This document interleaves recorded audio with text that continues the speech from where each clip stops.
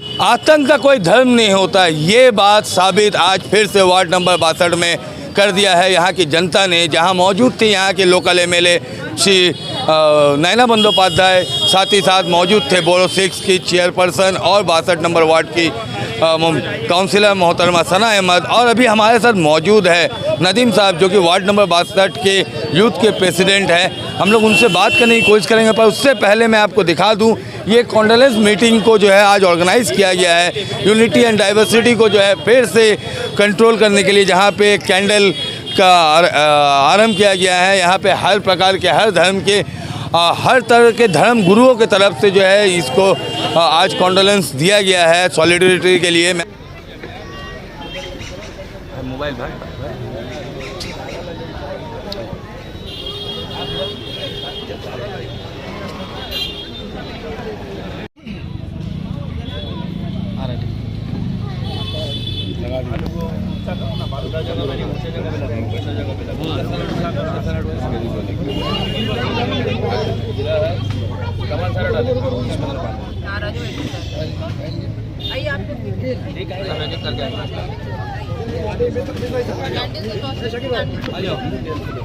तो गया है, उसको हम लोग कंडेम कर रहे हैं। ये नहीं होना चाहिए था, कभी भी नहीं होना चाहिए था।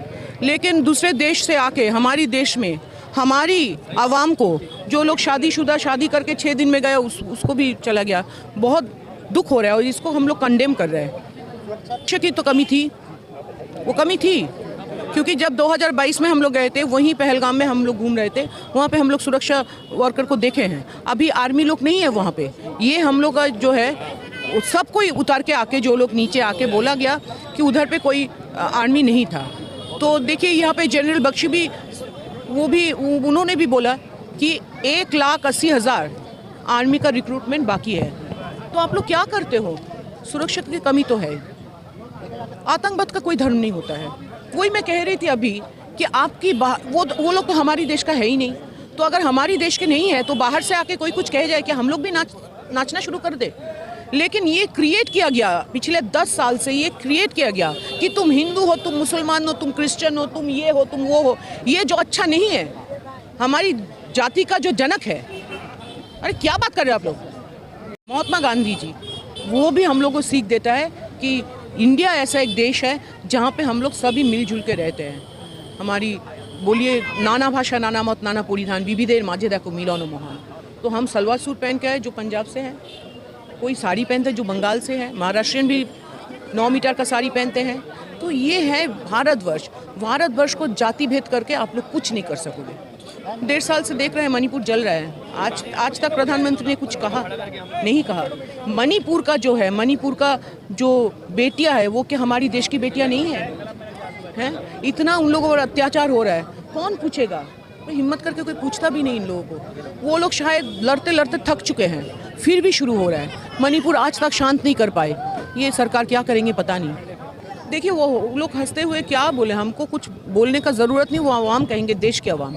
वो लोग हंसे और भी खुशी हो जाए, पता नहीं। देश की प्रधानमंत्री कभी भी नहीं कहते हैं पुलवामा में हमारी जवानें चले गए। देखिए देश चलता है, हमारी जो टैक्स हम लोग पेमेंट करता है वहीं से देश की भलाई के लिए काम होता है। पता नहीं ये लोग क्या करते हैं, पता नहीं। कोई कुछ नहीं कहते हैं। हम लोग कितना कहे कि टेररिस्ट कहाँ से घुसा है, ये भी सेंट्रल गवर्नमेंट का चीज़ है, ये हम लोग नहीं कह पाएंगे। ये भी सेंट्रल गवर्नमेंट देखते हैं वो लोग क्या क्या बिठा के रखा है। अभी दिख रहा है, आपको आज दिखेगा कोई घर ध्वस्त हो गया, बोले ये टेररिस्ट का घर है अनंतनाग में। तो अनंतनाग में अगर टेररिस्ट का घर है, आप लोग अगर जानते हो, तो इतना दिन आप लोग क्या किया था? पाल रहे थे किस लिए? क्योंकि वो बोलेगा तुम हिंदू है कि मुसलमान है, बोलो, इसलिए पाल रहे थे। पाल क्यों रहे थे? और हम लोग ये सब नहीं देखना चाहते, घर ध्वस्त हम लोग नहीं देखना चाहते। हम देखना चाहते कि टेररिस्ट गिरा हुआ है, वो हम लोग देखना चाहते हैं। मैं कुछ नहीं कह पाऊंगी भाई, मैं कुछ नहीं कह पाऊंगी। वो जो कर रहे हैं उनकी मर्जी है, वो क्या कर रहे हैं वो भी हमको पता नहीं चलता है। उनको देख के, और जो सद्य अपनी पति को खो चुका है उसको देख के मेरा दिल से ये आवाज़ आया, रे अपनी शौहर को गोली से मार दिया गया, रक्त में लथपथ होके मर गया, उसको आप कह रहे हो बोलो हिंदू हिंदू हिंदू हिंदू बोले मेरे दिए थे। ये बात ठीक नहीं है, ये बात कभी भी ठीक नहीं हो सकता है। वो किसको सपोर्ट करे भाई, भगवान जाने, ईश्वर जाने, अल्लाह जाने, मैं नहीं जानती। वो भी हमने देखा, तो उसको हम क्या लगेगा, और क्या लगेगा बताइए, क्या लगेगा, लगना क्या है, जो लगेगा सब हमारे दिल में लग रहा है, जो दिल में लग रहा है ना उसको देख के।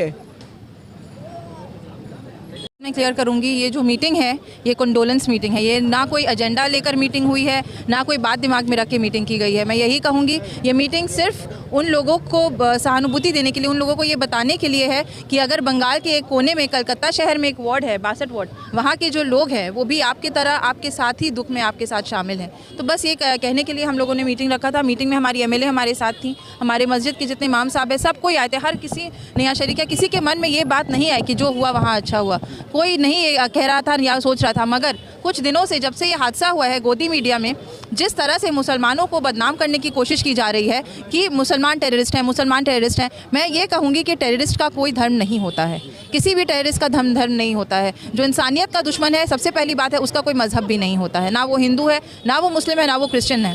तो यही बात है कि हम लोगों ने ये मीटिंग, एक छोटा सा कंडोलेंस मीटिंग हम लोगों ने रखा उन लोगों के लिए, उन लोगों को बताने के लिए कि हम उनके साथ दुख में शरीक हैं। हमारी दीदी, हमारी चीफ मिनिस्टर, वो भी उन लोगों के साथ दुख में शरीक है। काफ़ी कुछ उन्होंने अनाउंस कर दिया है ऑलरेडी उन परिवारों के लिए जिन लोगों ने अपनी जान गंवाई है। और यही कहूँगी कि सेंट्रल गवर्नमेंट से अभी तक ऐसी कोई बात निकली नहीं है। वहाँ पर जो भी हादसा हुआ है, सबसे बड़ी बात है जो मुद्दा मीडिया को एक्चुअली उठाना चाहिए कि वो सिक्योरिटी लैप्स था। सिक्योरिटी लैप्स के बारे में बात हो नहीं रहा है, सिर्फ हिंदू का या मुसलमान का बात हो रहा है। तो ये एक एजेंडा लेकर बीजेपी सरकार शुरू से चलती आई है। ये भी वो नहीं बता रहे कि कश्मीर का जो सिक्योरिटी है किसके हाथ में था, वो सेंट्रल गवर्नमेंट के हाथ में था। निकला है इस प्रोटेस्ट में हादसे के बाद, तो मैं कहूँगी कश्मीरी थे। तो हम लोगों ने जैसे ही हादसा होते हुए देखा, उसके कुछ घंटों बाद ही वहाँ के जो कश्मीरी है सारे रास्ते पे उतर आए। उन्होंने ये नहीं देखा कि हम मुसलमान हैं या किसी हिंदू भाई का कत्ल हुआ है, उन्होंने देखा कि वहाँ इंसानियत का कत्ल हुआ है। तो मैं पिछले साल भी मैं कश्मीर गई थी और मैं वाकई कहूँगी कि वहाँ के लोगों का दिल जो है सोना का है, बहुत अच्छे हैं वहाँ के लोग, बहुत मदद करने वाले लोग हैं। और मैं इंसानियत के नाते ये भी कहूँगी कि आज जो हादसा वहाँ हुआ है उससे उन लोगों की भी नौकरियाँ चली गई है, बेरोजगार हो गए हैं, उनकी जो कमाई है वहाँ के टूरिस्ट से होती है। हम लोगों ने ये देखा है अपने आंखों से, तो उनके लिए भी बुरा लग रहा है। और ख़ास करके उन लोगों के लिए, उन माँ के लिए जिन्होंने एक बेटा खोया है, उस बच्चे के लिए जिसने अपना बाप खोया है, तो उनके दुख में शरीक होने के लिए हम सब यहाँ पर जो है हम लोगों ने ये मीटिंग एक छोटा सा कंडोल किया। यही बात है कि मोदी सरकार जब से आई है वो अपने आप को किसी बात के लिए भी जवाबदेही नहीं समझती। वो ये भूल चुकी है कि जनता के वजह से आज ये वहाँ पहुँची है, जहाँ बैठी है वो जनता की वजह से बैठी है। खैर वो 2029 में जनता भी उन्हें बता देगी कि वो कहाँ बिलोंग करती है। बस यही मेन मुद्दा यही है कि ये सिक्योरिटी लैप्स था, उनकी लापरवाही थी कि पहलगांव जैसा इतना बड़ा टूरिस्ट स्पॉट में जहाँ इतने सैकड़ों टूरिस्ट वहाँ थे, वहाँ पर किसी तरह की सिक्योरिटी क्यों नहीं थी। हम लोग जब श्रीनगर उतरते हैं, वहाँ हर 2 कदम में आपको एक CRPF जवान, हर एक जगह एक आर्मी का एक आदमी नजर आएगा हाथ उठाने हुए। तो वहाँ के लोग दहशत में रहते हैं। मगर जब आप ऊपर जाइए, जहाँ मेन टूरिस्ट स्पॉट है, जहाँ आपको एक्चुअली रक्षा करने वालों की ज़रूरत है, वहाँ कोई क्यों नहीं था। ये सब भी मुद्दे हैं। बहुत तकलीफ हो रही है। एक वीडियो जो हर एक दिन बाद हम लोग देख रहे हैं कश्मीर की, हर एक वीडियो देखकर एक अलग ही दुख बयान हम सब कर रहे हैं एक दूसरे को। और यही कहूँगी कि मोदी सरकार अपने आप को जवाबदेही नहीं समझती है। यही सबसे बड़ी दुख की बात है कि हमारा जो सेंट्रल गवर्नमेंट है वो इंसानियों के दुख में शामिल नहीं हो रहा है। अगर होता तो एक के बाद एक इस तरह का मणिपुर में जो हो रहा है, हर जगह, पुलवामा में हम लोगों ने देखा, और आज पहलगांव, ऐसी जगह जहाँ छोटे छोटे बच्चे, हर लोग हम लोग जानते हैं, जान पहचान के लोग जाते हैं। कुछ लोग ऑलरेडी कश्मीर से होकर इसी साल आए हैं, कुछ लोग जाने वाले हैं गर्मियों की छुट्टी में। तो किसी के साथ भी हादसा हो सकता है, मेरे और आपके साथ भी हो सकता है। तो यही रिक्वेस्ट करूंगी हमारे जो बैठे हैं मुख्यमंत्री बन के कि आप जल्द कड़े से कड़े एक्शन लीजिए कि आगे चल के कोई भी टेररिस्ट ये काम करने के पहले 1000 बार सोचें। मैं आपको बता दूं, वार्ड नंबर 62 के यूथ के प्रेसिडेंट हमारे साथ मौजूद है। आखिर क्या यहाँ से मैसेज देना चाहते हैं हिंदुस्तान को, हम लोग उनसे पूछते हैं क्या मैसेज देना चाहते हैं। देखिए 22 तारीख को जो पहलगाम में जो मामला पेश आया, बहुत ही दर्दनाक, तो उसके लिए हम लोग उस कॉन्डोलेंस में आज हम लोग यहाँ पे इकट्ठा हुए हैं। एक ये बस ये पैगाम देने के लिए